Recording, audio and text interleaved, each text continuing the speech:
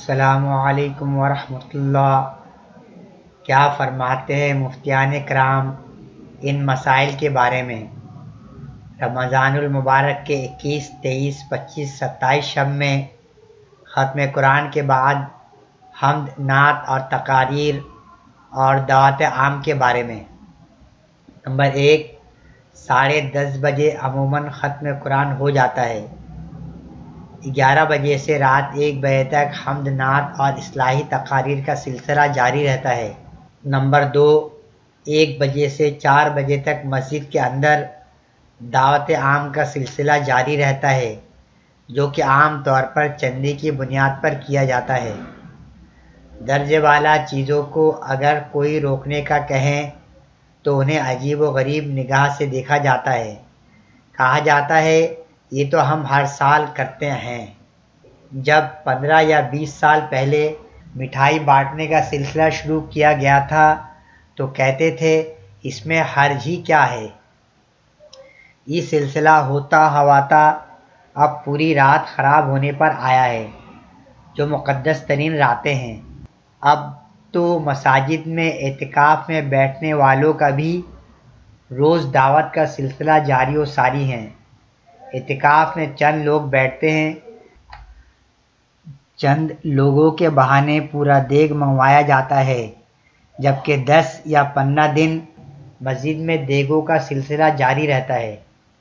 ختم قرآن کے موقع پر تو حد ہے، لوگ زیادہ ہونے کی وجہ سے مسجد کے اندر ہی دسترخوان لگانا پڑتا ہے۔ ایک معتکف کا کہنا ہے کہ ساری رات نہیں سو پایا، 1 بجے تک تو اسپیکر، 4 بجے تک برتنوں اور دیگوں کی آواز، وہ بھی مسجد کے اندر والے حصے میں۔ یہ احوال آس پاس کے 3 مساجد کے ہیں۔ سوال نمبر 1، کیا ان مقدس ترین راتوں میں حمد، نعت و تقاریر کے لیے 2 یا 3 گھنٹے مسجد کا اسپیکر استعمال کرتے ہوئے عوام سے اتنا ٹائم لینا جائز ہے؟ نہیں تو اس کا ذمہ دار کون ہے، انتظامیہ یا امام مسجد؟ سوال نمبر 2، کیا ان مقدس راتوں میں مسجد کے اندر دعوت عام، جسے لنگر بھی کہا جائے، تو بھیجا نہ ہوگا؟ چونکہ ہر سال ہونے کی وجہ سے نمازی 300 ہوتے ہیں تو باہر کے لوگ 200 ہوتے ہیں۔ اس کا اہتمام مسجد کے اندر کرنا جائز ہوگا، جبکہ معتکفین حضرات مسجد کے اندر ہی قیام پذیر ہوتے ہیں۔ اس کا ذمہ دار کون، انتظامیہ یا امام مسجد؟ سوال نمبر 3، مندرجہ بالا چیزوں کو اگر بطور مجبوری کرنا ہو تو انتظامیہ یا امام مسجد کون سا طریقہ اختیار کریں؟ والسلام۔ ایک سائل: بسم اللہ الرحمن الرحیم۔ الجواب: حامدوں مصلیہ۔ 1 اور 2، سورۃ مسلہ میں ختم قرآن کے موقع پر مفاسد اور منکرات سے بچتے ہوئے اور بغیر التزام کے قرآن کریم کے فضائل اور اعمال صالحہ کی ترغیب پر مشتمل مختصر تقریر کرنے کی گنجائش ہے، لیکن رات 1 بجے تک حمد و نعت اور تقاریر کا سلسلہ جاری رکھنا، اس کے بعد مسجد میں دعوت و طعام چندہ کی رقم سے کرنا، جو بذات خود متعدد مفاسد پر مشتمل ہے، جس کی وجہ سے مسجد میں اعتکاف میں بیٹھنے والوں اور دیگر عبادت گزاروں کے آرام اور عبادت میں خلل واقع ہو، جائز نہیں۔ لاؤڈ اسپیکر بھی بقدر ضرورت استعمال کرنا چاہیے۔ بہتر یہ کہ اذان کے علاوہ اس کے خارجی استعمال سے حتی الامکان گریز کیا جائے۔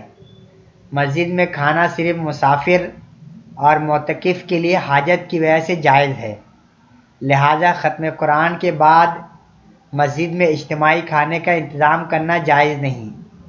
یہ آداب مسجد کے خلاف ہے، جس سے اجتناب کرنا ضروری ہے۔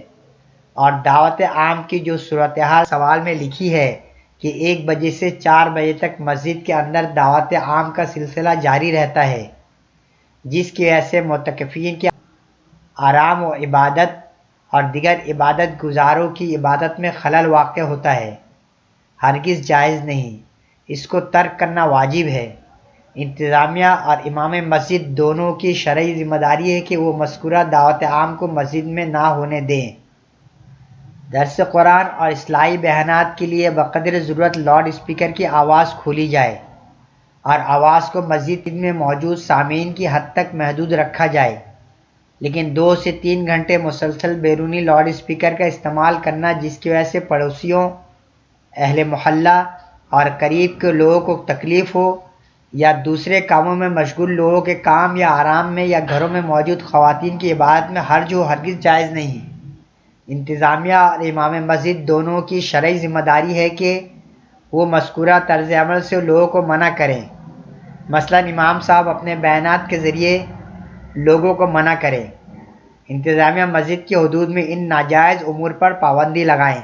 جواب نمبر 3، اصل طریقہ تو یہ ہے کہ ختم قرآن کریم کے بعد مختصر دعا کے بعد مجلس برخاست کر دی جائے، کیونکہ یہ راتیں انفرادی عبادت کے لیے ہیں۔ مذکورہ بالا باتیں ان مبارک راتوں کے لائق نہیں۔ تاہم اگر دعوت طعام کرنی ہو تو جواب کی شق میں مذکورہ شرائط کے ساتھ مسجد کے باہر کسی ایسی جگہ کی جائے جہاں کسی کے آرام یا عبادت میں خلل واقع نہ ہو۔ واللہ اعلم۔ صدق اللہ العظیم۔